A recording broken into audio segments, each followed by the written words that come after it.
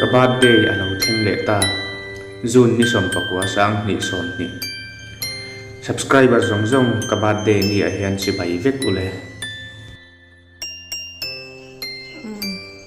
birthday cake tu na kan lo zai do na chuan happy birthday to you kan support tanga chuan 1 2 3 Happy birthday to you. Happy birthday to you. Happy birthday, dear Papa. Happy birthday to you. Let's xem nụm rồi lê.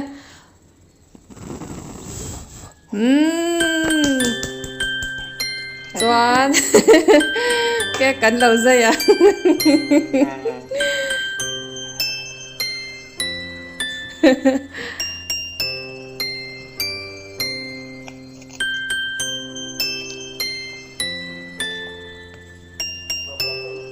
Dây dấu tệ. Dây dấu trước một đó. Anh lăng lâu thì kết thở. Kết thở lăng lâu à. Video khá ní thì lăng lâu à. Ôi. Kale.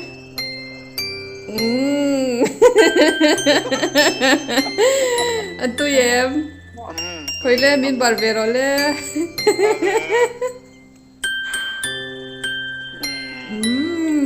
Tụi khóc này. Cùng mình ra cái gì tối lên. À xoay tí nào. Đi cùng xóm bia nam mi. Xin nhớ tỏ khóc này. Nhạc rồi. Kẹt cho tụi em. Tùy tập. Tụi tập tăng mò. Birthday cake. Tụi khóc mày. Choan anh tiếng em với in hôn mày tùm lẽ.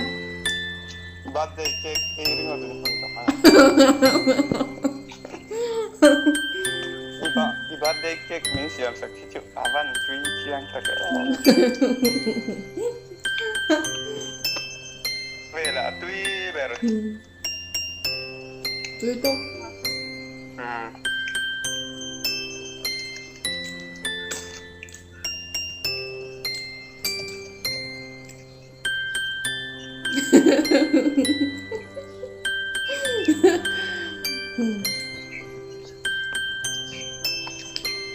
Kan ấy lén người ơ. Tụi khóc mày.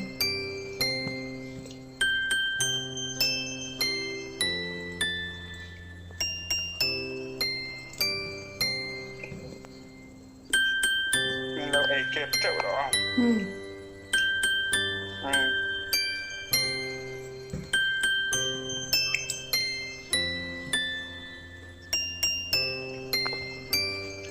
Anh nghe birthday à hắn sợi đồ tê lên em. Birthday lom nà hián. mình làm quay tu rong rong rong à kalau om tak terus ta nang ni po ngal pi mình đâm rengang sih Nang po ngal fi min dam reng ro. Nhưng sợi đồ tăng tê lên em. Riêng mày là không cắm cả thiếm đâu em mày ring thầu mày à Birthday hết ta bị bụi tắm tắc lầu phun khom hậu gì ngại hắn xin trả đồ tê này. tụi nó cắt tiệc nè là hiện nên thiếu trả được cái này Anh nghe ít trả đồ cho hắn xây lá. đâm xuống in rin ống lâu ống dẻo đồ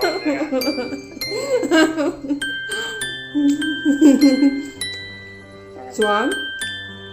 choáng Lâu ít ấy thao cung cung là ít cái đòn em.